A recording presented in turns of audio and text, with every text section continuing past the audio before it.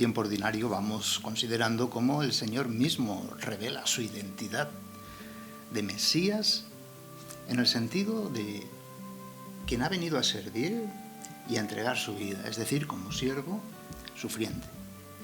Nos ha expuesto las condiciones para ser sus discípulos, el modo de ejercer como misioneros en su misma misión, es decir, expresar mediante este camino de la vida, mediante la peregrinación, expresar el amor gratuito, el amor servicial y un amor sacrificado, sabiendo que el amor nos espera. No podemos ser peregrinos de esperanza ni ejercer la misión si Jesús no va delante de nosotros, para así adherirnos a Él y podamos seguir sus mismas huellas.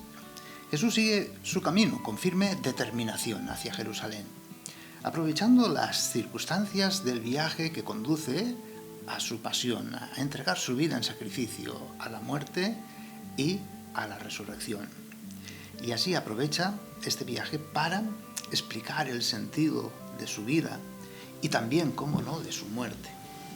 El día de hoy se nos sigue indicando las exigencias para llegar a ser discípulos y misioneros de Jesús. Gracias a la pregunta del doctor de la ley tenemos la respuesta concreta para vivir nuestra existencia en el tiempo que unifica fe, culto y vida. No separa la fe, el culto de la vida. Esta es la clave de la vida cristiana. El amor a Dios y al prójimo se unen en un solo y único mandamiento. Jesús nos invita a creer en el amor de Dios, a amar a Dios como Él nos ama, con un amor infinito, y compartir el mismo amor con el prójimo. El amor a Dios entonces se concreta en hacernos prójimo de cualquier hombre que necesita de nosotros y le podemos ayudar, dándole el mismo amor de Dios con el que somos amados.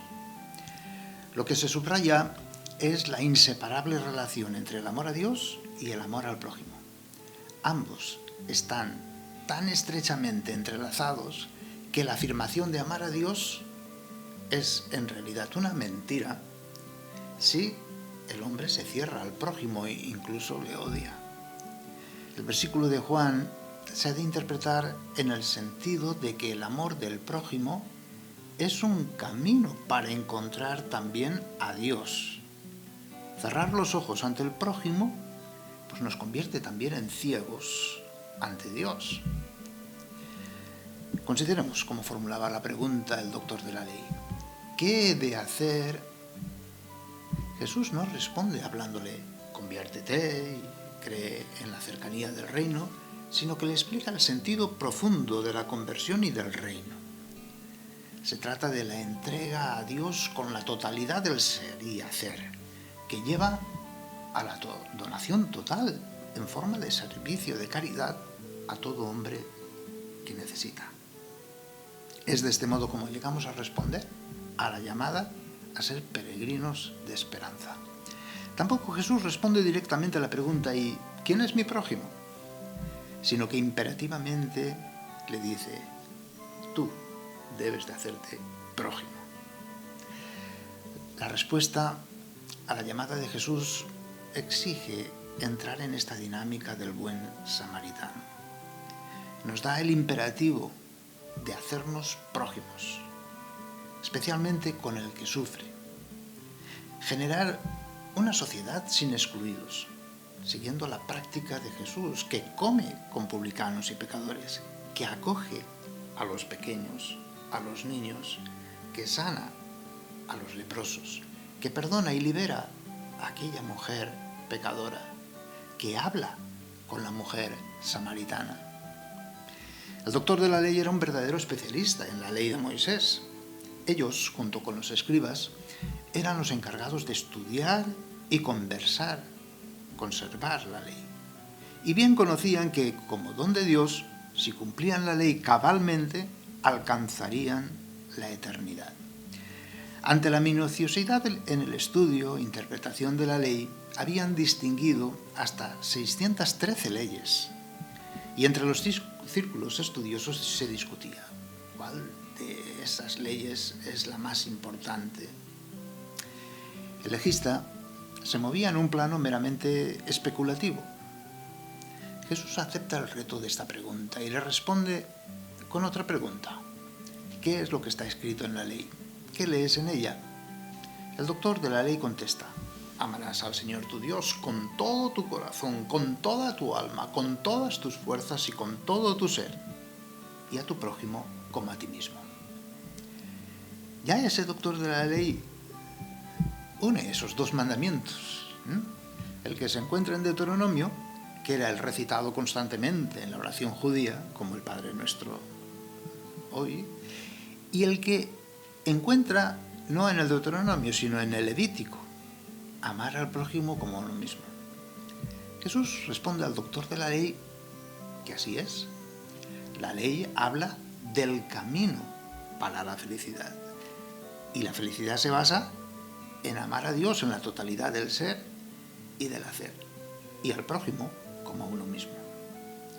El primer mandamiento indicaba el corazón como centro de las decisiones, el alma como la conciencia y la vitalidad, las fuerzas como la actividad, la mente como la inteligencia. Es decir, es una expresión que indica totalidad de la persona, en su ser, en su pensar, en su sentir, en su hacer. Jesús añade: si haces eso, vivirás. Jesús muestra al doctor que la comprensión de la ley y el fruto de vida de la ley se da en la práctica, en el hacer cotidiano. No hay divorcio entre fe y vida. La vida se obtiene no en entender jurídicamente o mediante la especulación de la ley, sino en la acción concreta. Podemos saber la ley y hasta la voluntad de Dios, pero de nada sirve si no la ponemos en práctica.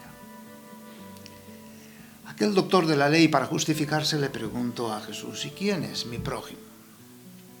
El concepto prójimo hasta entonces se refería a los conciudadanos y a los extranjeros que se establecían en la tierra de Israel y, por tanto, a la comunidad compacta de un país o de un pueblo.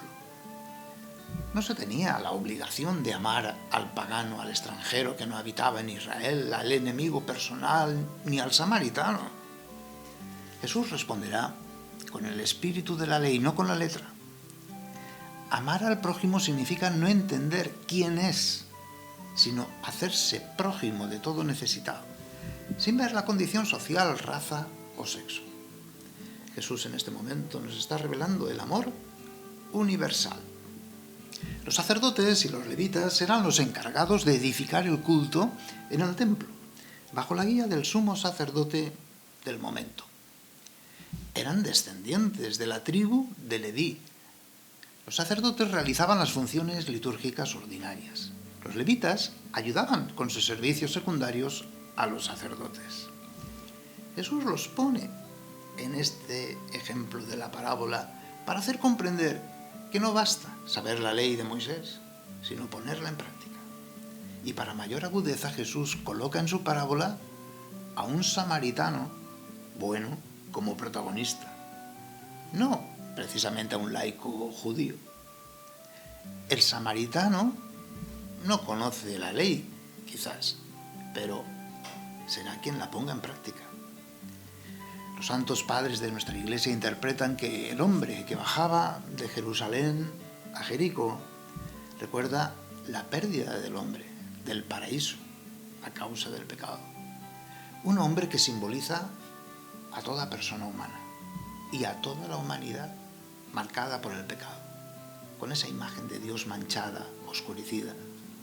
Ni la ley de Moisés, simbolizada por el levita, ni el culto de los hombres, simbolizado por el sacerdote, podían borrar el pecado.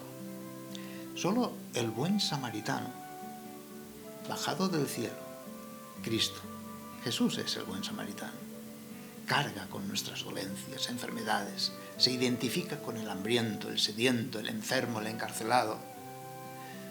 Siente esa compasión auténtica que exige a todo aquel que quiere acompañarle y ser su discípulo misionero.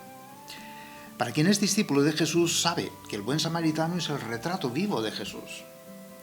se caracteriza por su amor compasivo y misericordioso, que viene, baja, ve, se compadece, se acerca, le unge, le venda, le pone sobre su cabalgadura, lo lleva, lo cuida como a sí mismo le gustaría ser tratado.